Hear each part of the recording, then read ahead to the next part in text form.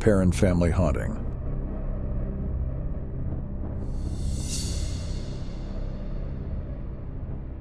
Harrisville, Rhode Island.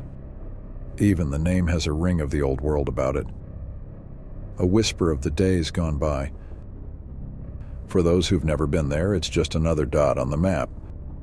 But for locals, it's a pocket of history, cradled in the heart of New England. Tall tales, legends, and bedtime ghost stories have always been part of its charm. The land tells stories of the Revolutionary War, of battles won and lost, of soldiers and heroes. Then there were the mills. At the turn of the 19th century, Harrisville was bustling with textile mills, drawing workers and their families into its fold. The town grew, and with it stories of success, tragedy, love, and heartbreak. The houses saw it all. The walls soaked in the laughter, the tears, and sometimes even the screams of its inhabitants. Nestled among thick woods and fields of gold was the old Arnold Estate, a farmhouse that stood tall for over 2 centuries. Many families came and went, each adding a chapter to its story. Kids would often dare each other to peek through its windows after dark, hoping to catch a glimpse of something otherworldly. Some say they saw shadows, heard footsteps, or felt a cold hand touch theirs. It was here, in this silent, age-old guardian of history, that the Perron family would soon move, hopeful for a new start. But every house has its secrets, and some secrets don't like to be kept. Amid the colorful backdrop of a summer's day in Rhode Island, a truck turned onto a worn path leading to a large, stately farmhouse. Its paint was faded, its wood weathered, but to the Perron family it represented a new beginning. Roger Perron, a hard-working man with a rugged beard and hands calloused from years of labor, had grown weary of the noisy city. He longed for his daughters to grow up breathing fresh air and playing on green fields. Carolyn, his wife, a slender woman with soft hazel eyes, dreamt of simpler days. Reading books by the fireside and long walks in the woods. Their daughters, Andrea, Nancy, Christine, Cindy, and April, were a mix of excitement and nerves. The car ride had been filled with their giggles and guesses about their new life. The sprawling estate, with its surrounding forests, seemed like a scene straight out of a fairy tale. "Look, there's even a pond," Cindy exclaimed, her face pressed against the car window. The house was much larger than they'd imagined, with long hallways, countless rooms, and staircases that seemed to lead to secret corners. The girls raced to choose their rooms, their laughter echoing through the house. However, by nightfall, the once vibrant atmosphere began to change. Strange sounds echoed throughout the house. Whispers in the hallways. Footsteps on the wooden floors above them, even though everyone was downstairs.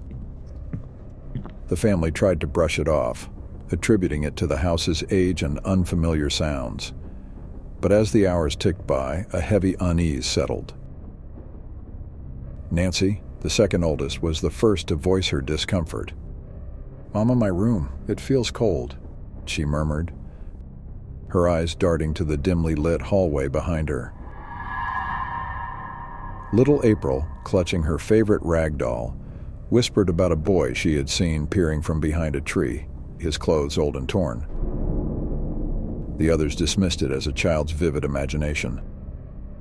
Roger, ever the protector, reassured his family. "It's just our first night," he said with forced cheerfulness. "We'll get used to it." However, as the lights were turned off and the house plunged into darkness, a soft lullaby could be heard, sung by a voice that didn't belong to any member of the family.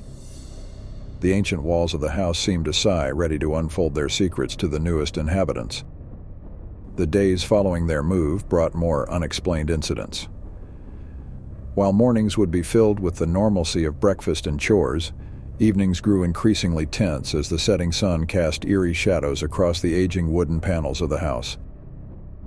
The family dog, a sturdy golden retriever named Max, would often growl at empty corners, his fur raised, eyes focused on something the family couldn't see.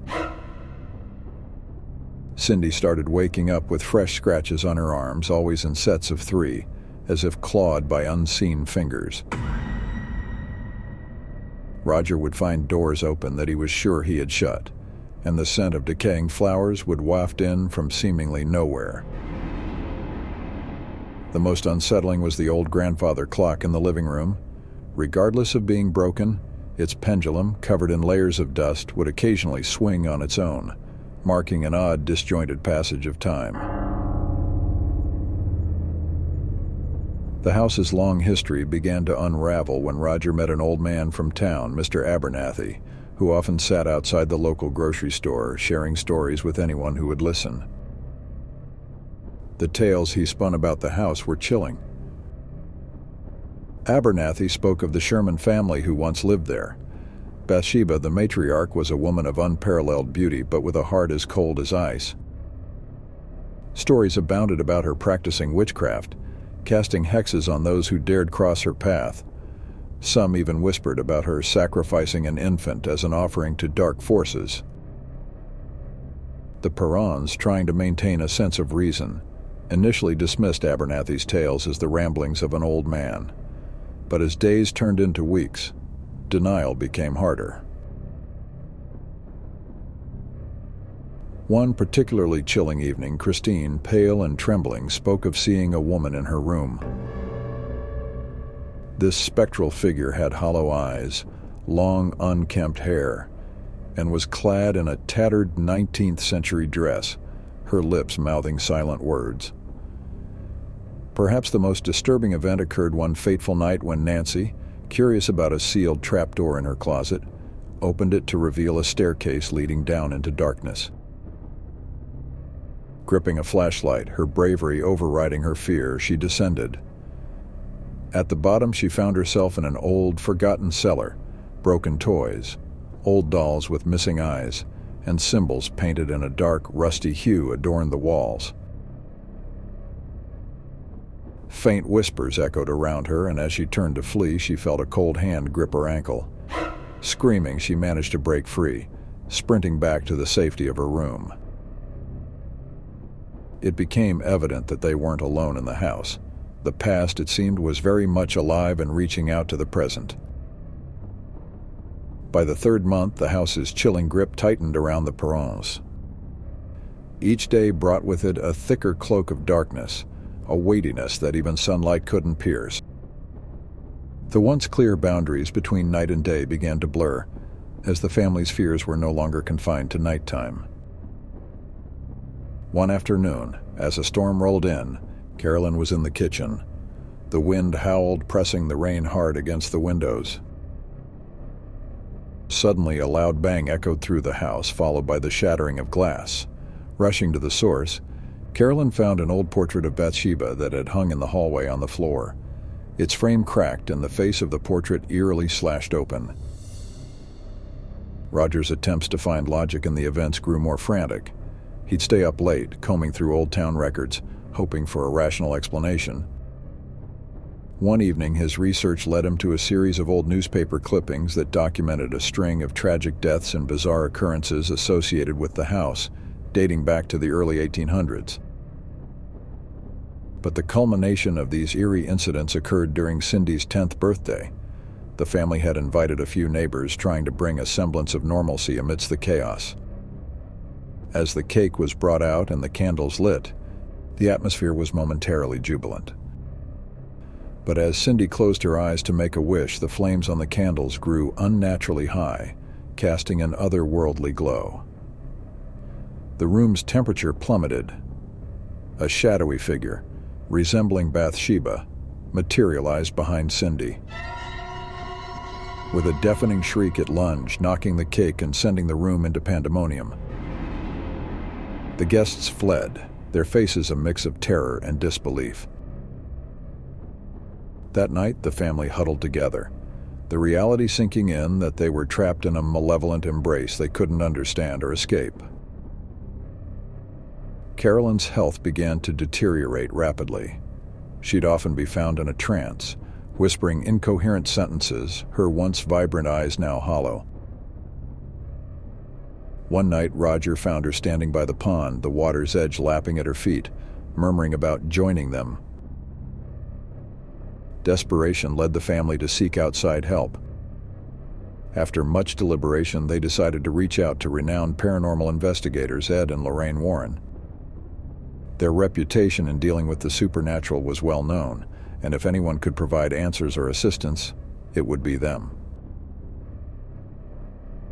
Ed and Lorraine Warren, with their extensive experience in the paranormal realm, were no strangers to the pull of dark forces. They had been instrumental in documenting and resolving numerous cases that many would refuse to believe.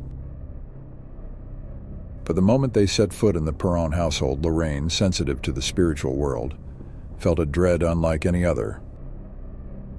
As the Perrons recounted their experiences, Lorraine's gaze was frequently drawn to the shadows dancing at the peripheries of rooms.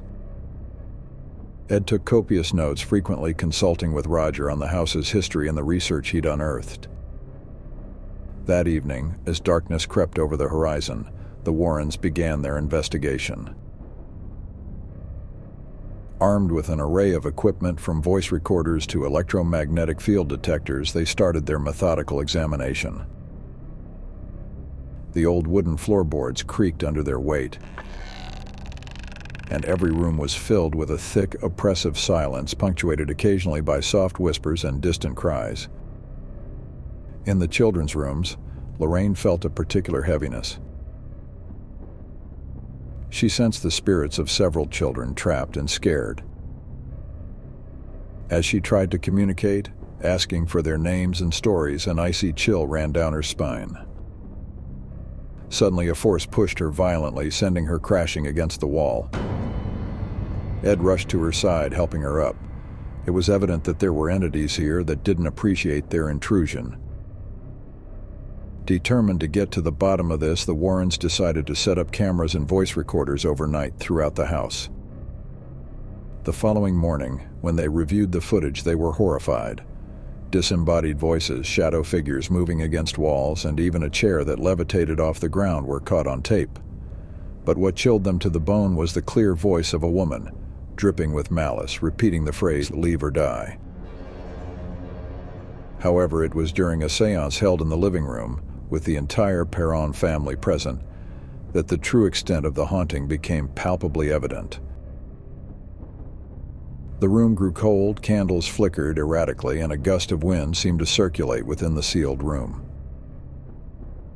Carolyn, eyes rolled back, began speaking in tongues, her voice a haunting melody of different pitches and timbres. Lorraine, reaching out mentally and spiritually, tried to identify the entity possessing Carolyn. The name Bathsheba echoed in her mind, a spirit filled with rage and jealousy, determined to claim the house and all within as her own. The aggressive manifestation during the séance was the final straw. The Perrons were living on borrowed time, and if they didn't act soon, the entity's grip on Carolyn might become irreversible. The Warrens, recognizing the severity of the situation, decided to perform a cleansing ritual. Since an official exorcism required church authorization, which could take time, they opted for a house blessing, hoping it would weaken Bathsheba's hold. They prepared meticulously. Holy water, crucifixes, and sage were brought out. The Perron family, holding onto one another, watched with bated breath as the Warrens began the ceremony. The house seemed to react almost immediately. Lights flickered, the temperature oscillated between freezing and sweltering, and an oppressive energy weighed down on everyone. Lorraine began reciting prayers, moving from room to room, sprinkling holy water and burning sage.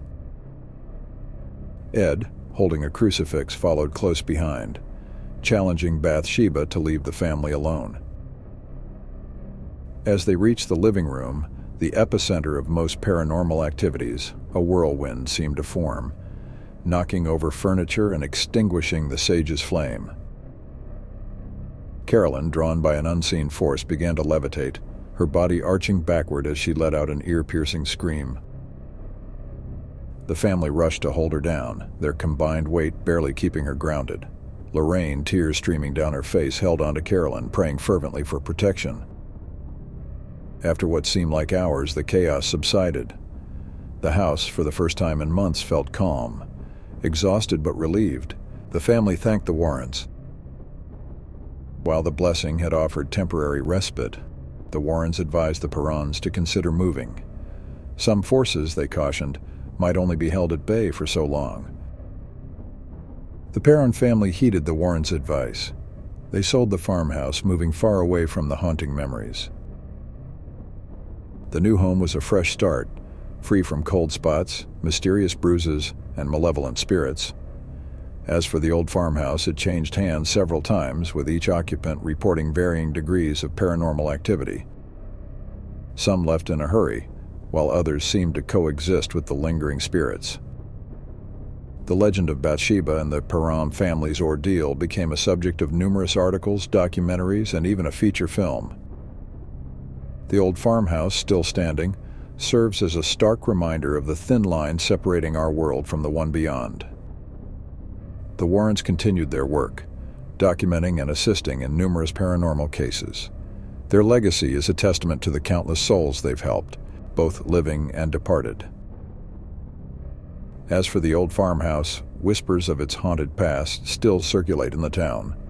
It stands as a testament to the events that transpired, a silent witness to the eternal battle between good and evil.